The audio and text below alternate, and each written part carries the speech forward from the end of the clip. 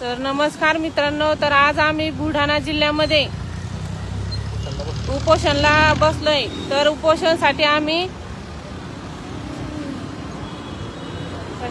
Collector office समोर आमचं उपोषण होतं, पण कलेक्टर ऑफिस वाल्यांनी आम्हाला इकडं हाकलून दिलं। इकडं दुसरीकडे आहे म्हणे उपोषणची जागा, कलेक्टर ऑफिस समोर उपलब्ध नाहीये उपोषणासाठी। तर आम्ही उपोषणासाठी कलेक्टर ऑफिस पाशी बसलो होतो, पण त्यांनी आम्हाला हाकलून दिलं। तर आम्हाला इकडे आणून बसवलं त्यांनी, उपोषणची जागा इथे आहे म्हणे।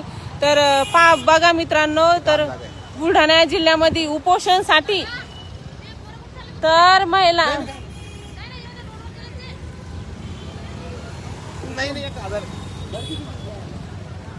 तर हे बघा खाली बी किती घाण आहे, हे बघा।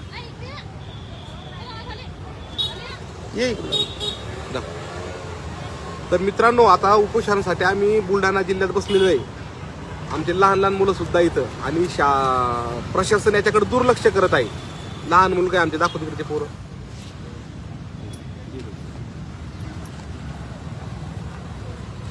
आम्हाला काही जीवितहानी झाली। आता इथं मच्छर, डेंगू मच्छर, इकडे पूर्ण घाण एरिया, हे पाहू शकता तुम्ही। जालन्याच्या कलेक्टर साहेबांनी ऑर्डर दिलेला असा इकडे बसायचं म्हणून, कलेक्टर ऑफिस समोर नाही बसायचं। हे पाहू शकता घाणीचे साम्राज्य, पाहून घ्या बुलढाणा जिल्हा। आणि जर मित्रांनो आम्हाला काही जीवितहानी झाली, याचे जिम्मेदार धाड पोलीस स्टेशनचे PI प्रताप भोस हे राहतील। आम्हाला कोणाला जीवितहानी झाली, आमच्या लेकराला किंवा आम्हाला, याचं जबाबदार धाड पोलीस स्टेशनचं PI भोस राहील आणि प्रशासन राहील, आणि बाकी ते आरोपी राहील।